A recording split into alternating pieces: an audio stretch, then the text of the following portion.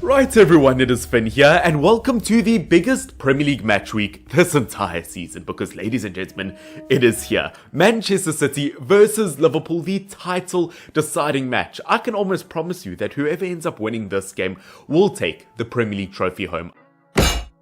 I mean, how can they not? With just over a handful of games left before the end of the season, only 1 point divides them between first and second place. I mean, you could not hope for a better match. I mean, it's almost a pity that they can't just come to some sort of conclusion to say, you know what, we'll make this the final game of the season. I mean, can you imagine that? That would just break every single television screen in the entire world. But of course, ladies and gentlemen, Premier League Match Week 32, it is here. And of course, we are going to be talking about the other 9 games as well this match week. I mean, you've still got Newcastle United versus Wolves, you've got Everton versus United, you've got a bunch of other games. But of course, these are all essentially trailers at the movies, at the cinema, before you actually get to see the movie that you want to see. That movie being Manchester City versus Liverpool. What a game that is going to be. But of course, we do have to talk about all the other games in today's video. And as I said, although maybe they're not as big as Man City versus Liverpool by any means, there are still some really good games. I mean, specifically in my mind, Everton versus Manchester United, that could pull out a shock result. Newcastle United versus Wolves,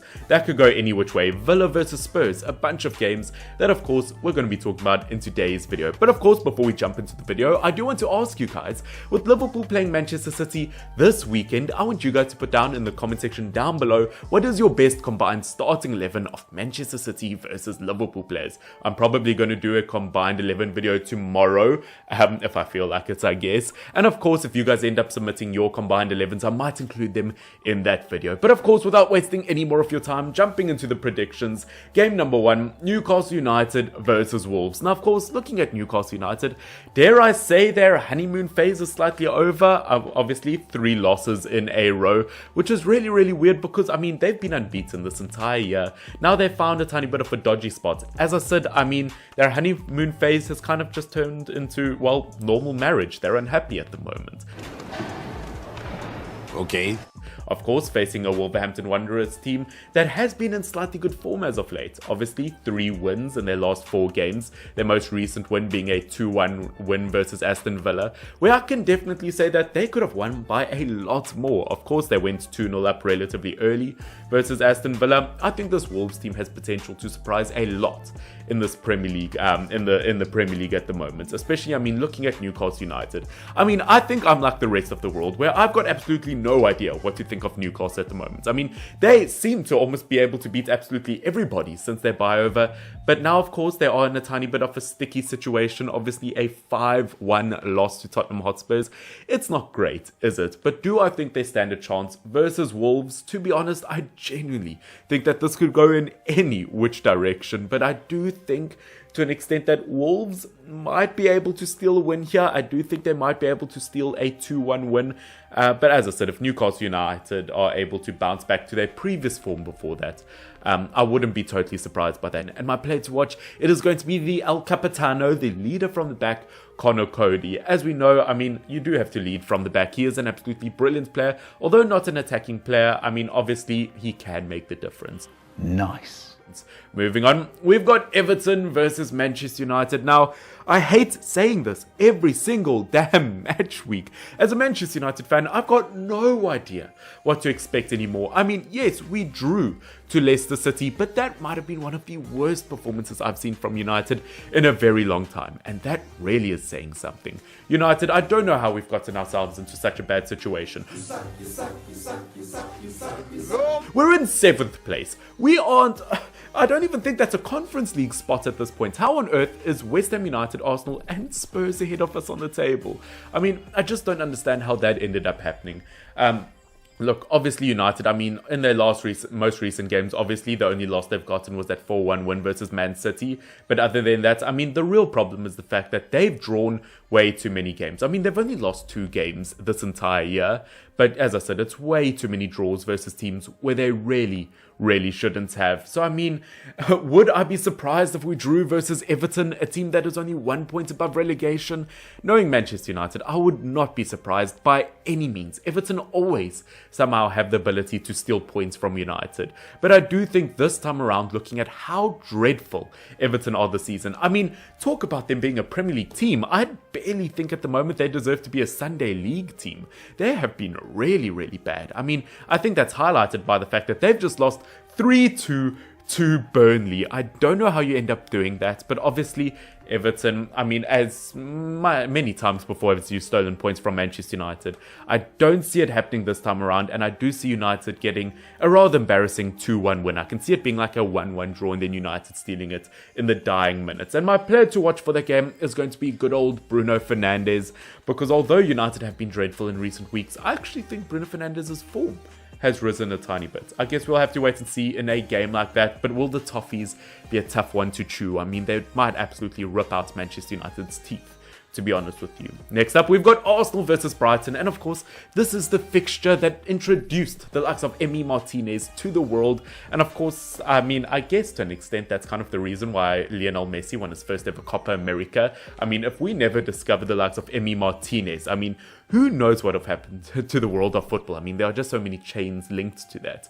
But of course, taking focus away from the game, jumping straight back, Arsenal, a 3-0 loss to Crystal Palace. How on earth you've managed to do that, I have no idea. But luckily, I mean, looking at the likes of Brighton, they have been in dreadful form. I mean, losing 0-0 to Norwich. I don't know how they end up doing that. They've obviously been in dreadful form before that. Their last win being against Watford. They've only won 2 games this entire year, which really is disappointing, because I feel like looking at these Brighton players, looking at their manager, looking at the team as a whole, I really feel like this Brighton team should almost be fighting for a European spot in 2-3 years. So once again, very underwhelming. And versus Arsenal, who, bar their Crystal Palace loss, they have been in good form. I do think Arsenal should be able to steal this one relatively easy, but I know Arsenal, so I'm just going to make it a 1-0 win. And my player to watch is going to be the likes of Martinelli. Of course, we live in a world with some brilliant Brazilian footballers. Obviously, I'm going to choose an Olympic winning one.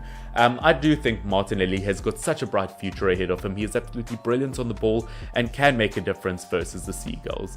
Moving on, we've got Southampton versus Chelsea. Now, once again, I feel like every single game we've looked at so far, it's a big team that underperformed in the previous match week, and this time it is no different. Chelsea, a 4-1 loss to Brentford.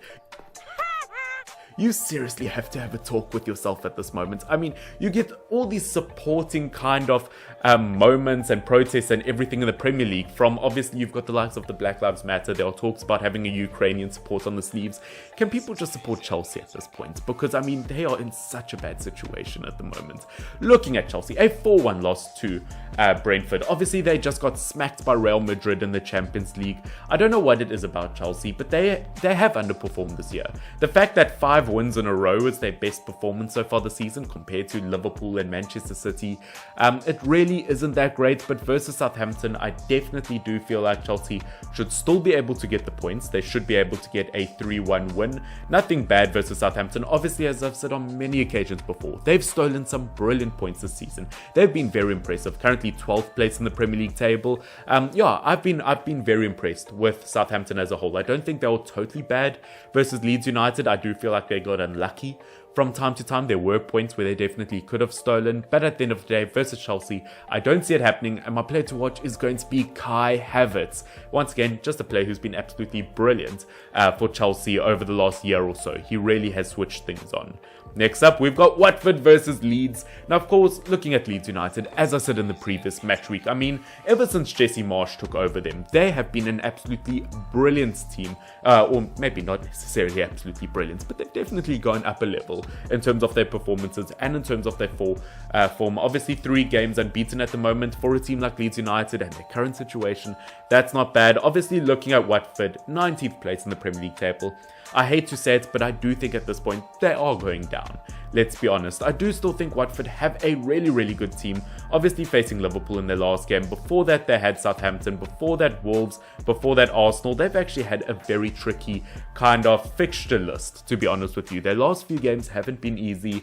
But at the end of the day, I don't see them beating Leeds United. I can see Leeds United getting a 2-1 win over them. As I said, I really like this Watford team, but Leeds United just been in good form at the moment. I do think they'll be able to take it, and I do think Harrison will be the player to watch. Obviously, he's been scoring in their last few games for Leeds United. He seems to be in top form.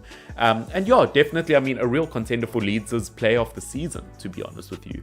Next up, we've got Aston Villa versus Tottenham Hotspurs. Now, of course, Tottenham Hotspurs in brilliant form at the moment, currently 4th place in the Premier League table. How has that happened? How has the team that was Nuno Santos' team in the beginning of the season, how on earth are they competing for a top 4 spot? I'm telling you why. Antonio Conte has absolutely turned this team around. I mean, in terms of scoring goals for fun, I mean, talk about that at the moment. I mean, they've scored 24 goals in their last 7 Premier League games. Yes! My turn, assholes! As a Manchester United fan, I could only dream of doing that nowadays. They've obviously been in brilliant form at the moment, just coming off of a 5-1 win versus Newcastle United, but saying that if there's any team to bottle after a result like that, it can be Spurs, but I don't think Spurs will do it versus Aston Villa. I am expecting another comfortable win, a 3-1 win in fact, although saying that obviously Aston Villa always have the ability to produce a surprise. Obviously previous game though, a 2-1 loss versus Wolves, where I will say this, they were absolutely dreadful. They could have been crushed way more by Wolves, to be honest with you. They haven't been in great form as of late, but obviously we have seen from time to time Aston Villa, once again, they're a team that when they switch on, they are super strong, but I don't see it happening versus Spurs this time around. And my player to watch is going to be good old Heung-min Son. Obviously looking at Son, he is Spurs' top goal scorer in the Premier League this season. I think he's the 2nd top goal scorer in the Premier League at the moment. Once again, he's had an absolutely terrific season, and I think he'll continue it versus a team like Villa. Moving on, we've got Brentford versus West Ham. Now talk about a team that just switches on when they choose to. West Ham United is definitely that team. Once again, I just don't know what to make of West Ham United. They can be dreadful from time to time, but once again, when it's their day, it is their day. Of course, 5th or 6th place in the Premier League at the moment, ahead of Manchester United once again, but versus a very informed Brentford team.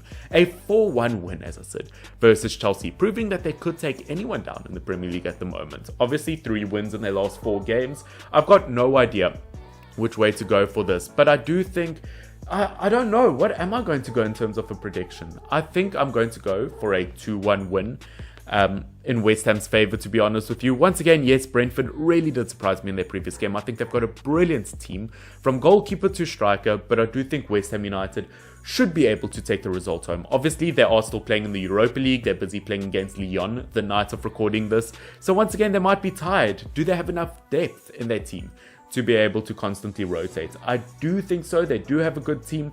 Obviously, looking at them in their previous game, it was a 2-1 win versus Everton, where absolutely nothing went in Everton's favour. Yeah, I think West Ham will win, and my player to watch is going to be Jared Bowen, a player who, at this rate, if he doesn't get selected for the England international team for the World Cup, I would be so severely shocked. He has been brilliant on every single level. He's been firing on every single cylinder this season and could make the difference for West Ham United once again.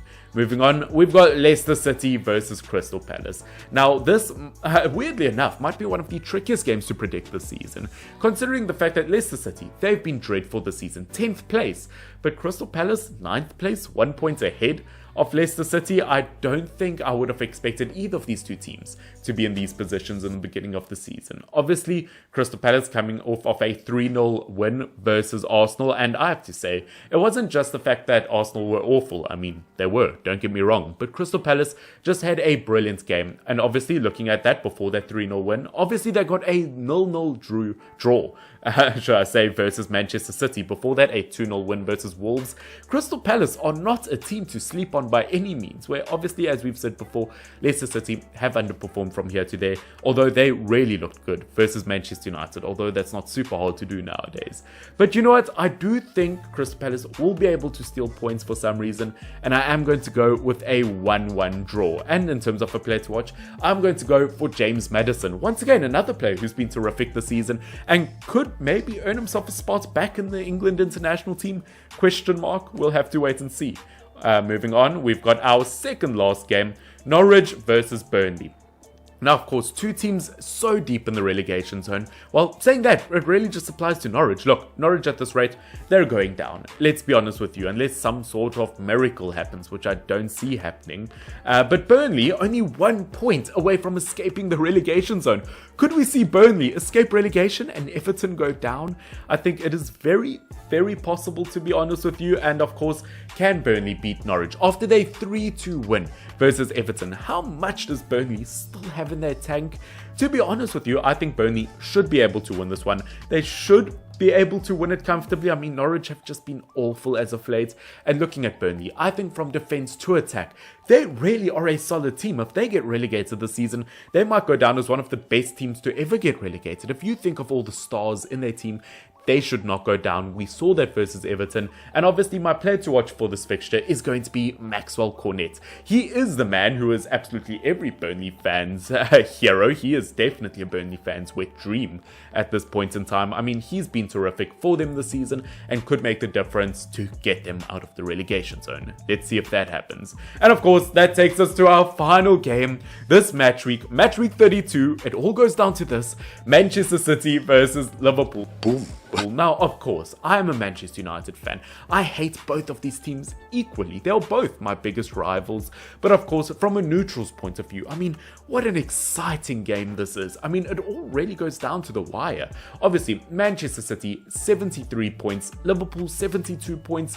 As I said, only with like a handful of games left for the rest of the season. It really does go down to the wire. And who do I think will win this game? I feel like that's essentially answering the question of who will win the Premier League this season. Look, I don't know how it's happened before, but Manchester City was so far ahead of everyone else. They seem to have slipped a tiny bit. And of course, Liverpool have been in such good form at the moment in terms of Champions League and Premier League. And I'm not going to lie to you, I was watching that Manchester City game versus Atletico Madrid, and Manchester City, although yes, they did absolutely dominate that game, they did end up winning, but I saw a lot wrong with their performances. I felt like in the final attacking third, they really did slip up and make a lot of mistakes.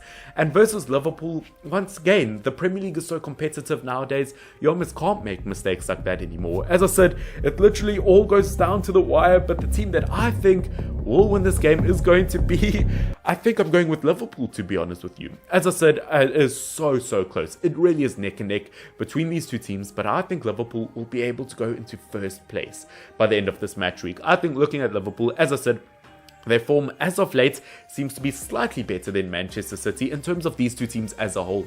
It obviously could really go either way, but yeah, as I said, I've just got a feeling that Liverpool will be able to take it. I mean, if you look at the top goal scorers in the Premier League this season, in like the top 4 spots, there's like 3 Liverpool players. There's 3 Liverpool players in like the top 2 assists.